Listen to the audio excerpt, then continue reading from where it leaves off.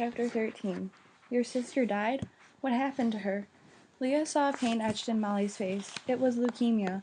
Back then, we didn't have the drugs and chemotherapy protocols we have now. Bone marrow transplants were highly experimental, too. Most kids who got the disease died. Leah shuddered and thought of Grandma Hall. How old were you when it happened? Emily was diagnosed when I was 8 and she was 12, but I remember it like it was yesterday. My parents were beside themselves, and for a while I was jealous of all the attention Emily was getting. But once I saw how sick the chemo made her, I got over being jealous. I never had a sister, but sometimes I wish I did. Well, Emily truly was a special girl. She was smart, pretty, popular, but not the least bit stuck up. I adored her when she got sick. She was in the hospital for weeks at a time. We lived on a farm, and the only hospital that had children's oncology unit was 300 miles away. Mom had to stay with Emily, and during the week Dad worked and stayed with me while I went to school. On the weekends, he and I would drive the 300 miles to visit. I resented it at first, but one time when I got there, Emily was vomiting horribly and all her hair had fallen out from the medication. It was such a shock seeing her bald. I broke down crying and ran out of the room. Emily had beautiful long hair, and in less than a week it was totally gone.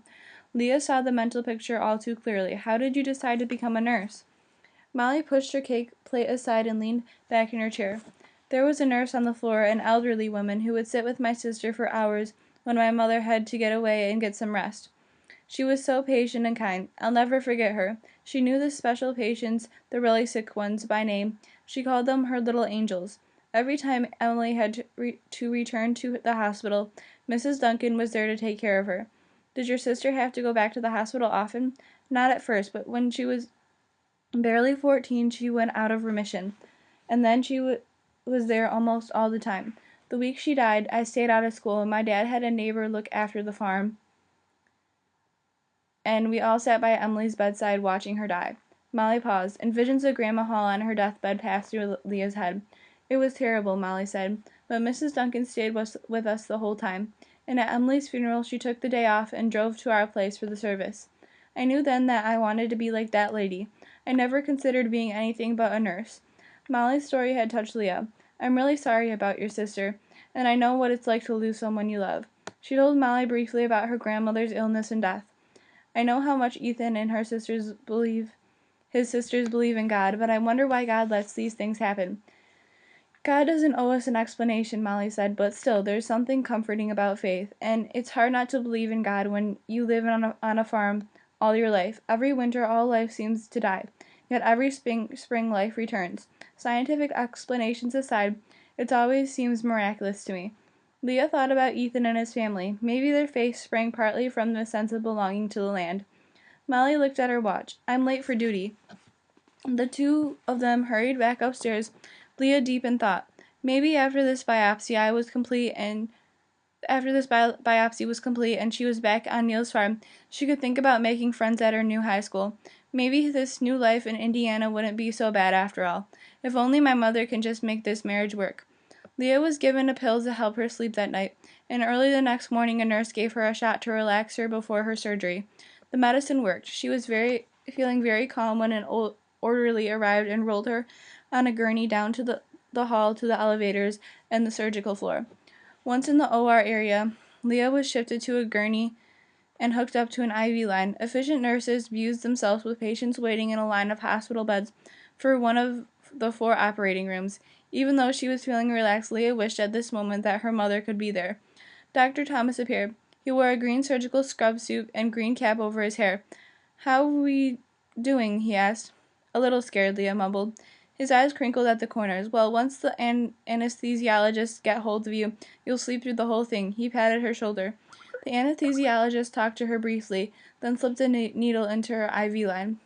This is going to make you sleepy, he said. He left, and Molly's face peered down at her. Hi. Leah managed a smile of gratitude. You came to see me? I couldn't let you go in there without telling you good luck.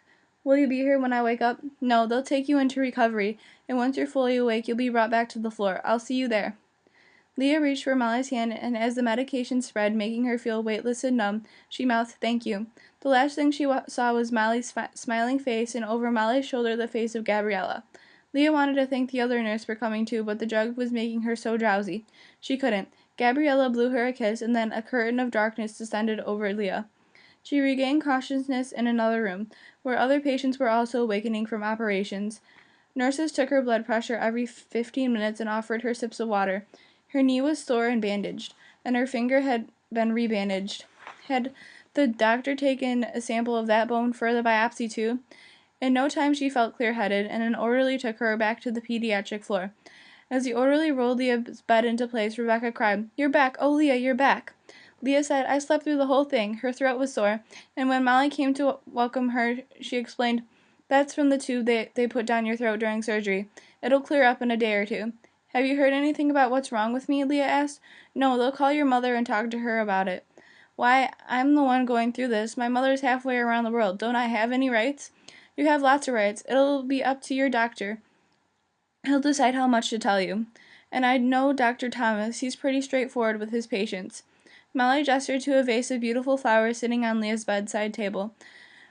"These were delivered while you were having your biopsy." "Who sent them?" Molly handed her the card. It read, "We're thinking of you. Recover quickly. Call later. Love, Mom and Neil." Leah was pleased and also a little embarrassed about her outburst. She peered at Molly. "I guess they didn't forget what was happening today." "I guess not," Molly said with a grin. "I hear the lunch trays, so I've got to run. I'll check in with you before my shift ends." Rebecca sidled over to Leah's bed. "Are you all right, Leah?" Leah scooted up in the bed, putting on a cheerful expression for the child. "Just fine, see?" She pulled back the covers and showed Rebecca her bandage-wrapped knee. "The doctor took a tiny chip of my bone and sent it to the lab to be examined." "Why?" "To see why it's sore. To see why my finger broke for no reason."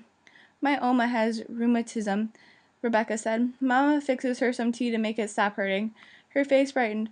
"Maybe she can make some tea for you." "Maybe." The door swung open. Expecting the lunch trays, Leah turned, but the doorway was filled with Ethan. Rebecca ran to him. Leah's mouth went dry and her heart hammered. He had come, just as he had promised.